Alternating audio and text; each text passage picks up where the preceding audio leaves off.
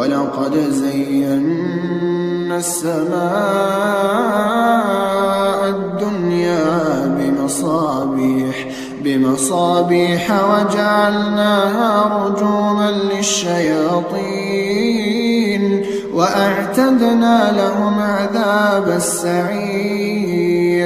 وللذين كفروا بربهم عذاب جهنم وبئس المصير